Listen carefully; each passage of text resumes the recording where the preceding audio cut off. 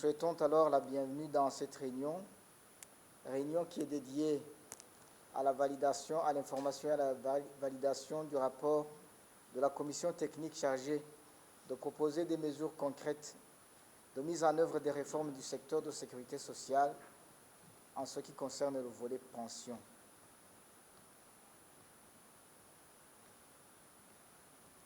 Après nos remerciements pour avoir, à tout temps chacun, pour avoir répondu à cette invitation,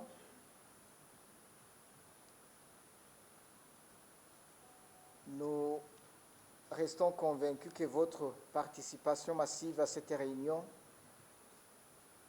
va vous permettre de donner vos avis et considérations par rapport au rapport même sous validation, car en effet, tout être humain est exposé au risque de perte ou diminution de revenus suite à l'altération de sa force physique en cas d'accident ou de maladie professionnelle, d'invalidité, de vieillesse, mais suite aussi aux dépenses liées aux soins de santé, aux dépenses liées aux charges familiales, etc.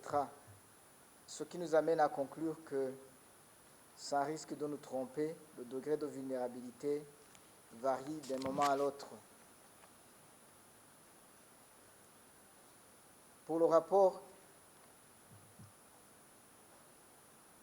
qui va nous être présenté d'ici peu, il s'est limité sur les systèmes de protection sociale, le volet pension de retraite, le régime des sinistrés par l'INSS et l'ONPR. Nous signalerons, rappelons que ces organismes ont été mis en place pour assurer la sécurité sociale, mais le constat est que le chemin à parcourir reste long. Il reste toujours long parce que les retraités perçoivent une pension mensuelle de retraite très basse ou même presque insignifiante au regard d'un salarié qui a consacré toute sa vie, un salarié qui a consacré plus de 30 ans durant au service de la nation. Plusieurs exemples le démontrent, en citant que quelques-uns.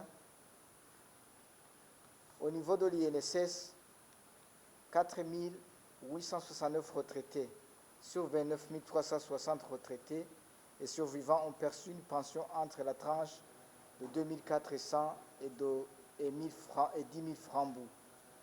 Cette pension est donc presque insignifiante pour faire survivre un retraité qui a sacrifié sa vie durant au service de la nation.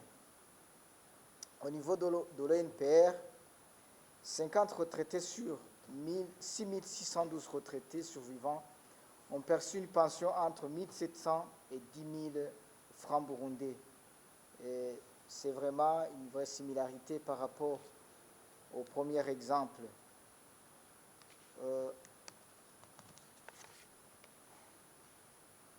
C'est ainsi alors que cette réunion, qui est organisée suite au souhait de son Excellence, Monsieur le Président de la République, qui veut non seulement améliorer les conditions de vie des retraités suite au constat des pensions mensuelles que nous venons d'évoquer tout à l'heure, mais aussi mettre en œuvre la promesse d'avoir une pension de retraite mensuelle qui est plus ou moins égale au salaire mensuel dernièrement perçu.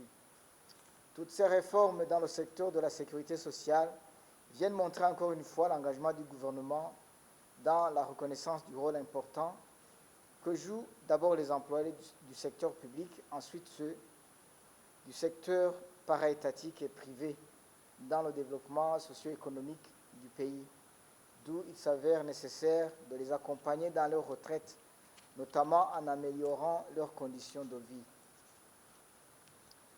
Mesdames, Messieurs, distingués invités et tout protocole observé, l'objectif de cette réunion est de vous inviter à donner vos contributions et à enrichir le rapport de la commission technique en vue de mettre en application les réformes du secteur de sécurité sociale envisagées par le gouvernement du Burundi. Ainsi, les réformes dans son secteur est un vaste chantier qui demande le concours de chacun de nous présents dans cette rencontre. Cependant, les résultats du rapport sous validation montrent qu'il y a toujours des défis à relever, puisque certains employeurs dans les trois secteurs, donc celui du paraétatique et du privé et du public, ne cotisent pas pour leurs employés. Il y a plusieurs illustrations. Au niveau de l'INSS, durant la période de 2 ans, c'est-à-dire de 2019 à 2020, 5 604 employeurs sur 10 357 n'ont pas cotisé pour leurs employés à hauteur de 61,9%. Les employeurs qui ont cotisé donc atteignent un pourcentage de 38,1%. Cela montre donc qu'il y a un taux très élevé des employeurs qui ne cotisent pas pour leurs employés.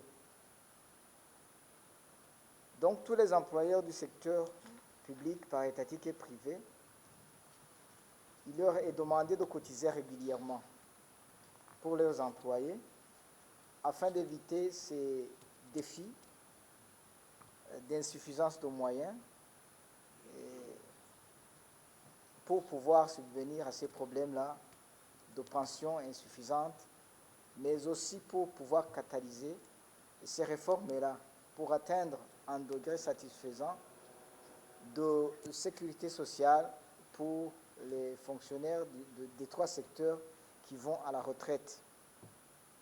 Dans le même ordre d'idées, nous invitons le responsable de l'Institut national de sécurité sociale à organiser un recensement dans un futur proche pour identifier les employés du secteur public, paraétatique et privé, cotisants, non cotisants, leur localisation géographique dans le pays et inciter effectivement les non-cotisants à régulariser les cotisations dans les meilleurs délais pour se préparer à la mise en œuvre des réformes envisagées par le gouvernement. Mesdames et messieurs, distingués invités, tout protocole observé, nous avons effectivement des attentes à la fin de cette réunion de validation.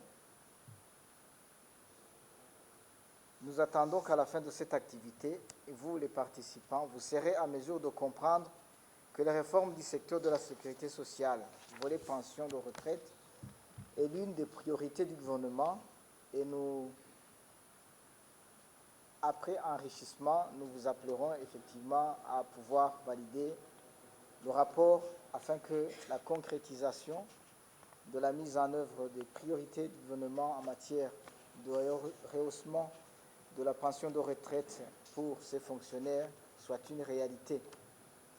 Nous vous interpellons ainsi donc, chers participants à cette réunion, à mener des échanges riches tout en sachant que, comme le disait le proverbe d'Amadou Ampateba, on ne cessera jamais de le citer, il y a plus de 60 ans, en Afrique, j'ouvre les guillemets, en Afrique, quand un vieillard meurt, c'est une bibliothèque qui brûle.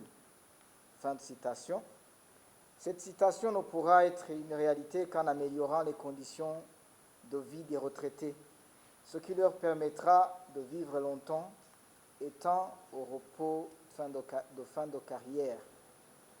Le concours et le soutien indéfectible de vous tous ici présents est important. Il est capital et pour réussir ce pari. Pour dire, nous sommes donc appelés à protéger cette bibliothèque. Mesdames et messieurs, distingués invités, tout protocole observé, nous ne saurions terminer nos propos sans remercier encore une fois tout le monde qui a répondu positivement à l'invitation. Nous saluons également l'engagement ferme du gouvernement de faire l'amélioration des conditions de vie des retraites l'une de ses priorités. Nous rappelons qu'il y a une année, c'était encore le 1er février de l'année passée qu'une réunion pareille a été tenue, une séance de validation du rapport de la même commission technique sur les propositions concrètes pour améliorer la pension de retraite dans le secteur public. Le travail a presque été achevé. Nous attendons que le Parlement puisse valider les propositions d'amélioration de la loi sur la sécurité sociale pour pouvoir commencer déjà à faire bénéficier aux retraités du secteur public d'une pension décente, telle que dessinée dans l'orientation de son Excellence le Président de la République, un montant de pension approximativement plus ou moins égal à son dernier salaire pour que le retraité puisse aller vraiment vivre sa période après sa carrière tranquillement. Et c'est aussi une reconnaissance de la nation par rapport aux services rendus par ces mêmes retraités. Nous saluons également l'engagement du gouvernement du Burundi de faire de cette amélioration une de ses priorités. Nous remercions enfin d'une façon particulière les membres de la commission technique mise en place par le cabinet du Premier ministre dans le but d'analyser les réformes du secteur de la sécurité sociale, volet pension de retraite, qui s'est donné corps et âme pour avoir présenté un rapport très louable qui mérite d'être apprécié positivement à juste titre. Ils sont encouragés. Nous appelons donc les membres du gouvernement en général et plus particulièrement le ministère en charge de la solidarité nationale de ne ménager aucun effort pour soutenir la mise en œuvre des réformes du secteur de sécurité sociale dans le volet en concerne. Nous encourageons aussi les employeurs des secteurs privés et para-étatiques à collaborer avec le gouvernement du Burundi dans la mise en œuvre des réformes de sécurité sociale pour améliorer les conditions des retraités. Cette attitude de collaboration appelle le thème en Kirundi qui dit que turi kumwe twese byose birashoboka.